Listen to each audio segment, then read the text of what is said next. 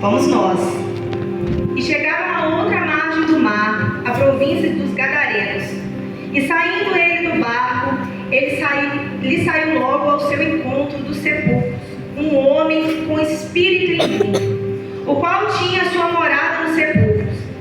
E nem ainda com cadeias podiam alguém prender, porque tinha sido muitas vezes preso os grilhões e as cadeias. As cadeias foram por eles todas feitas em pedaços, e os grilhões em migalhas. E ninguém o podia amansar, e andava sempre de dia e de noite, clamando pelos montes e pelos sepulcros, e ferindo-se com pedras. E quando viu Jesus ao longe, correu e o adorou, clamando com grande voz, disse: Que tenho eu contigo, Jesus, Filho do Altíssimo? Conjuro-te por Deus que não me atormentes. Porque o Senhor lhe dizia: Espírito imundo, saia.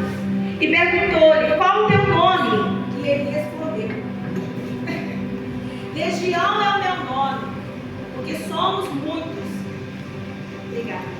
E rogava-lhe muitos os que não enviavas para aquela província.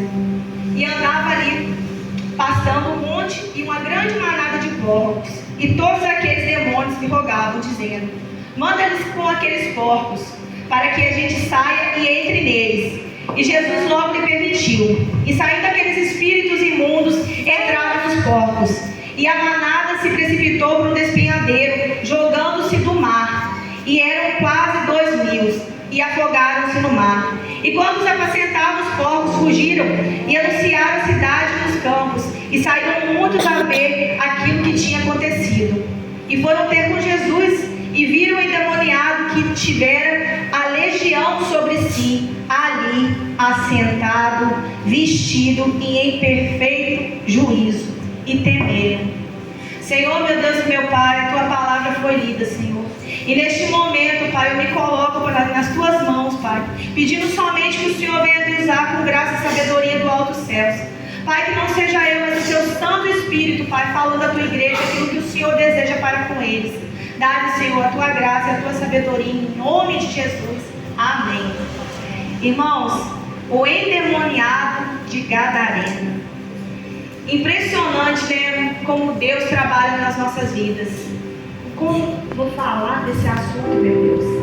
Mas até os louvores, se vocês forem perceber, já estão criando um clima para que a gente receba essa palavra, né? Quando nós gritamos em uma adoração, mais de Ti e menos de mim, nós estamos querendo dizer que a nossa casa é templo de habitação do Senhor. Que quando somos cheios dele, o nosso eu fica pequeno, diminui e não há espaço para nenhum outro habitar em nós.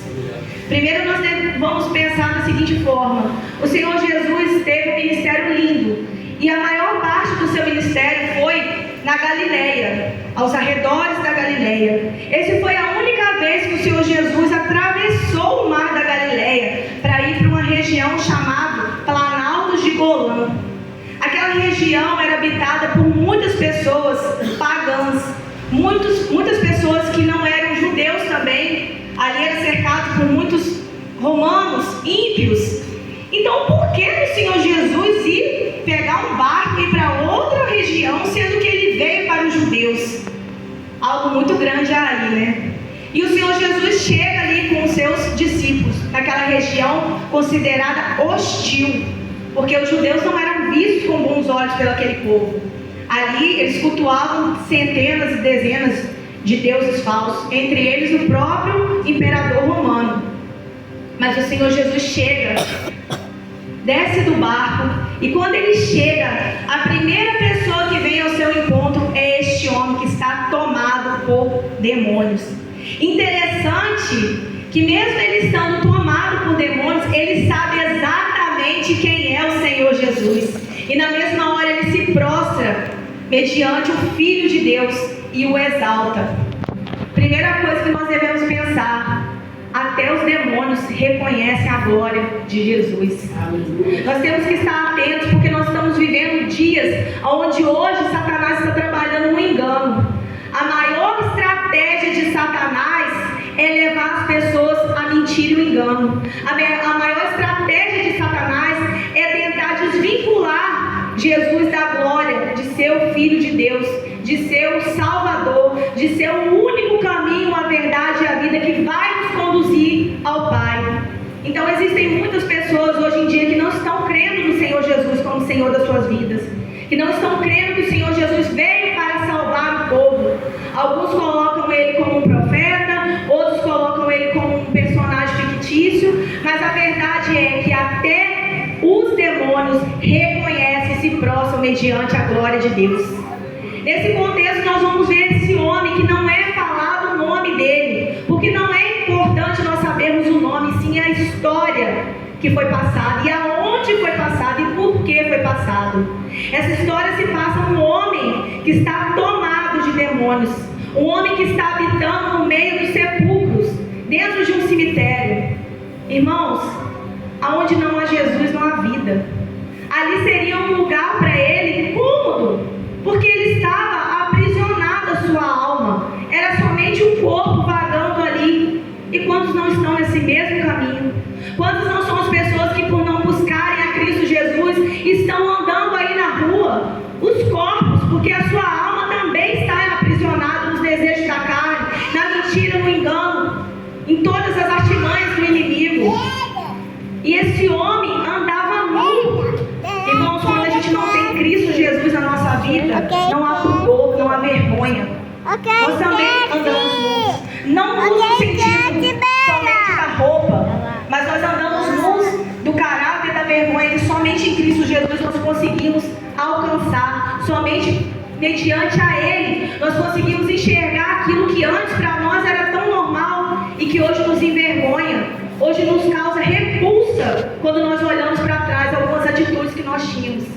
Esse homem se feria com as pedras.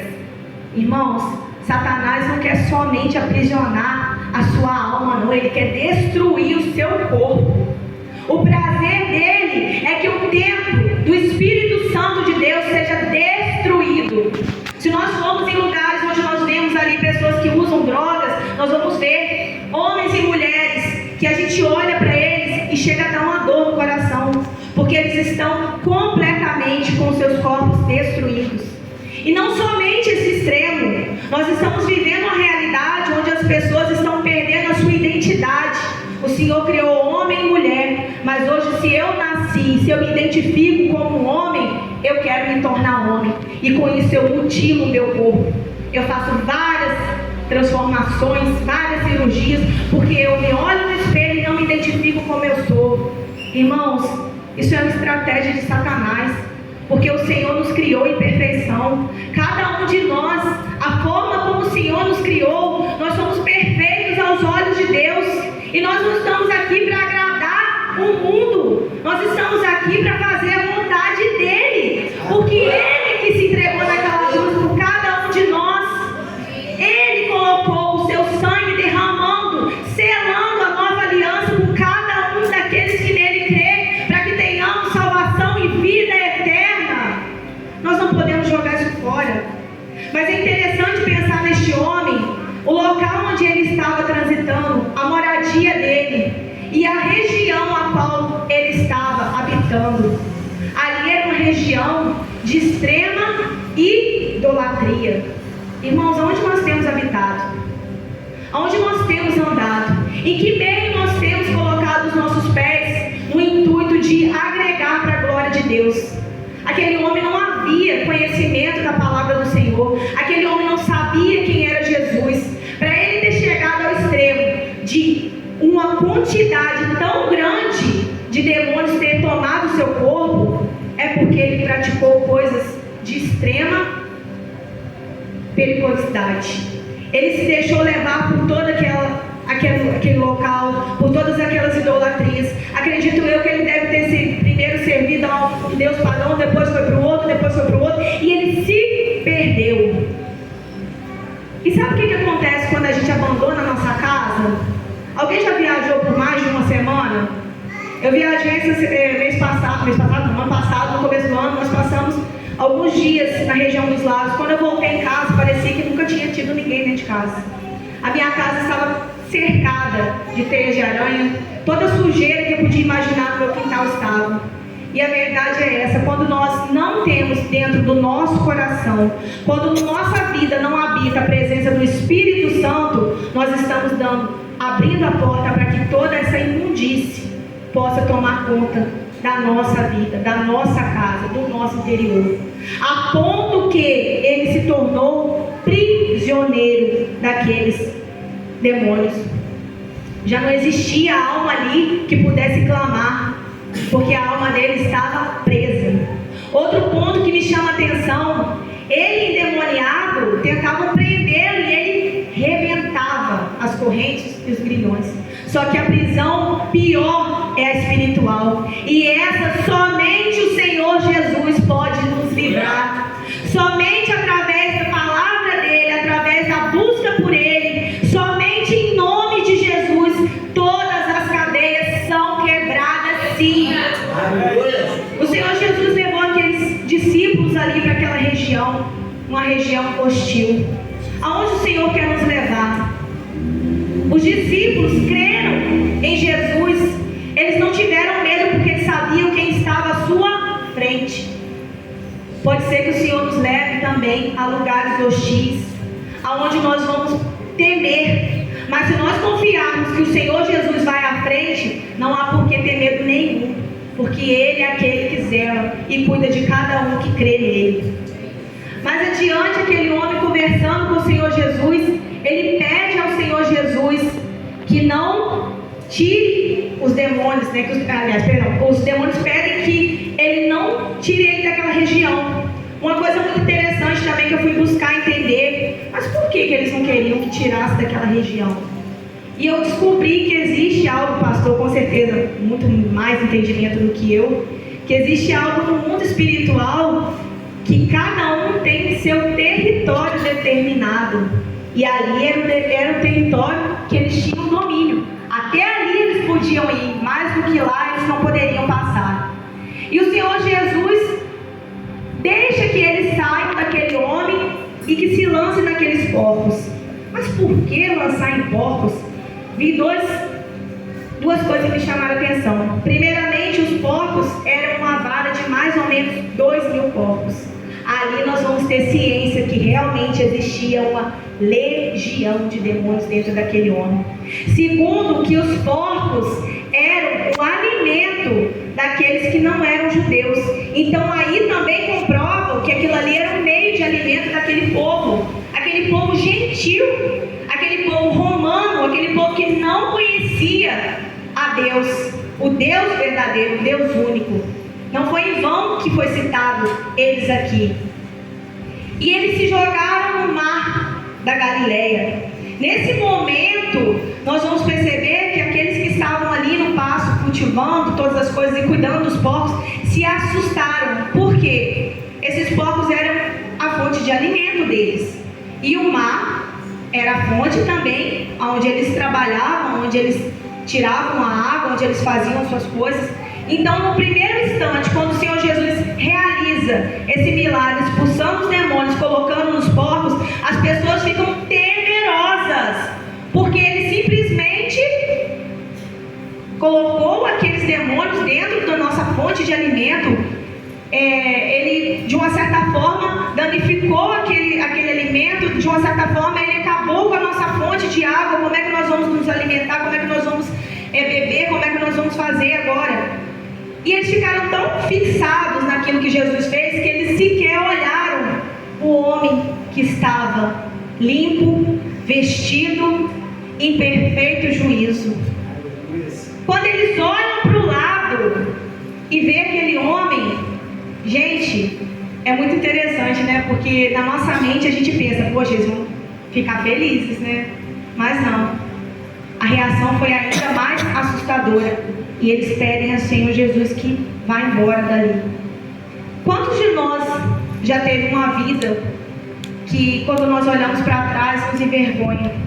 E quantos de nós, quando fomos verdadeiramente tocados pela abrimos a porta do nosso coração, deixamos o Senhor entrar, houve uma mudança tremenda. Ele nos vestiu com vestes novas. Aquele que bebia já não bebe mais, aquele que mentia já não mente mais. Todas as coisas se fizeram novas por meio de Cristo Jesus. E interessante que muitos que nos olham também se assustam. Nossa, fulano agora é crente? E é engraçado, né? Porque na mente de muitos nós estamos presos, porque nós não fazemos mais essas coisas que a nós não há valor algum, mas são eles que estão extremamente acorrentados no engano, na mentira, no erro, nos prazeres da carne, nos desejos do coração, que é enganoso, e não percebem isso. Só a libertação em Cristo Jesus. Só Ele tem o poder de curar. Só Ele tem o poder de salvar. Ele é o único caminho, a verdade e a vida, sim. E ninguém irá ao Pai senão por meio dele. E o que nós temos visto são pessoas falar que querem o céu, mas não desejam a Cristo. Então, meu irmão, desculpa, mas você não vai ter acesso a esse céu. Você pode ter o céu do seu pensamento, mas não o céu onde habita a glória de Deus Pai Todo-Poderoso. Quando nós pensamos em tantos milagres que o Senhor Jesus fez, quando o Senhor Jesus libertou tantas pessoas, curou, ressuscitou, nós vemos algumas passagens onde o Senhor, expulsou demônios, mas essa para mim ficou muito clara, que o Senhor Jesus, aqui através desse testemunho, desse homem, ele já estava apontando que a salvação dele, que a nova aliança iria atingir a todos os povos da terra. Todos aqueles que nele crerem seriam salvos. E só precisou de um homem, o Senhor Jesus, transformar, salvar, curar, vestir, para que mediante a vida desse homem, tantos outros também conhecessem a história de Cristo Jesus. A história diz que ele foi correndo até o barco e pediu o Senhor Jesus, porque ele queria estar com ele. E o Senhor Jesus fala: não, você vai ficar aqui, você vai para a sua família e você vai mostrar para todos que Deus teve misericórdia de você. Irmãos, Deus teve misericórdia de cada um de nós que aqui está presente. E assim como esse homem, o Senhor deseja usar a nossa vida, o nosso testemunho, para alcançarmos tantas outras almas que estão aí perdidas, que estão aí sofrendo, sim, influências malignas. Se nós formos pensar de uma forma clara e objetiva, se completa em tudo, a palavra do Senhor se cumpre. O mundo jaz no maligno. Irmãos, uma música que a gente escuta, se você for prestar atenção na maioria delas, a gente não vai generalizar aqui de forma alguma, mas a maioria delas edifica a Deus em quê? Uma vez eu estava ouvindo um pastor falando sobre o funk, e eu antes, eu era funkeiro de carteirinha, na minha ignorância, né? E ele mostrando que aquela batida do funk, realmente é uma batida envolvente, você ficar escutando, você não consegue ficar parado. E ele foi mostrar o porquê. Aquela batida é a mesma batida usada em rituais africanos, para que as pessoas entrem em transe e que os demônios possam se manifestar. Misericórdia, quando eu ouvi isso, eu falei: Senhor Jesus, e eu já fiz tanto isso, e eu já fui até embaixo. Misericórdia, olha de onde Deus me tirou, Senhor. Porque a gente tem que também falar a realidade. Não adianta eu chegar aqui e querer falar que eu sou perfeita, que eu sou santa, que não, eu estou no processo, e o processo é contínuo. E eu glorifico ao Senhor que Ele me tirou do engano e que Ele me deu visão espiritual para eu enxergar onde eu estava e onde eu estou. E que eu preciso muito mais dele todos os dias na minha vida. Às vezes a gente não enxerga, porque Ele não vai agir como antes. Antes Ele chocava as pessoas com um homem endemoniado correndo para um lado e para o outro, nu, causando medo nas pessoas. Hoje em dia, se nós ligarmos a televisão, uma pessoa nu é arte. Se nós ligarmos uma televisão, há poucos dias atrás, nós tivemos uma coisa horrível, que foi o show daquela cantora. Aquilo dali foi um ritual. Mas as pessoas batendo palma, aplaudindo, é arte demoníaca, arte que vai te levar junto com ele no inferno.